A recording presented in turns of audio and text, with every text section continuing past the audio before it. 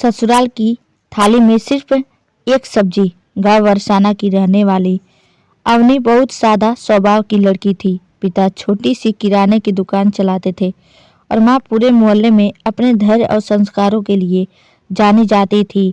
अवनी को बचपन से ही यही सिखाया गया था, खाना कम हो तो भी मन साफ होना चाहिए।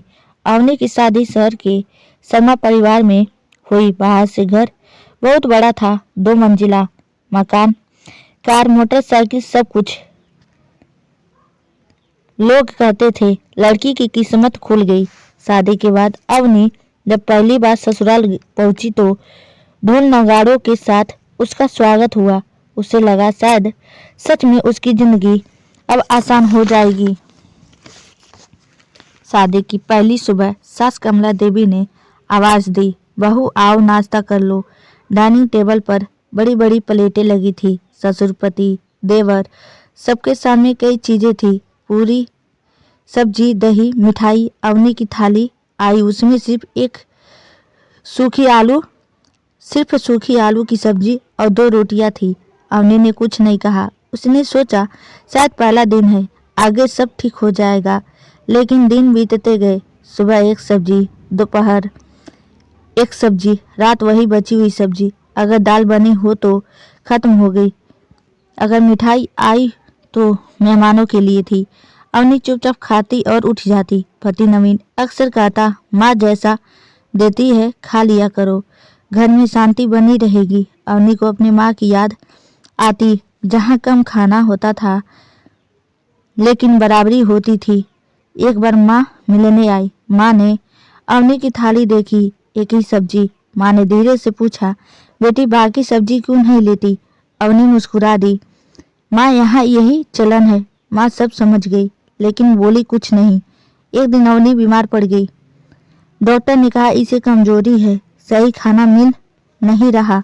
सास बोली, अरे हमारे घर में खाने की कमी नहीं। डॉक्टर ने शांत आवाज में कहा, कमी खाने की नहीं बराबरी की है। कमरा एकदम चुप हो गया। उस रात अवनी ने पहली बार अपने पति से कहा, मैं भूखी नहीं रहती लेकिन अपमानित जरूर महसूस करती लेकिन चुप रहा। नवीन चुप रहा। अगले दिन अवनी ने सास से कहा, माँ जी मुझे ज्यादा नहीं चाहिए, बस वही जो सब खाते हैं। कमला देवी ने गुस्से में कहा। बहू होकर सवाल उठाने लगी। यह सब शिवशंकर शर्मा देख रहे थे, घर के मुखिया। उन्होंने शाम को सबको बैठाया। उन्होंने पूछा, क्या हमारे घर की बहू इंसान नहीं? सास चुप हो गई। नवीन की आंखें झुक गई। ससुर बोले, जिस घर में थाली छोटी बड़ी होती है वहां रिश्ते भी छोटा हो जाता है। अगले दिन रसोई में 2 सब्जियां बनी। पहली बार अवनी की थाली भी सबके जैसी थी। वह खाना खाते खाते रो पड़ी।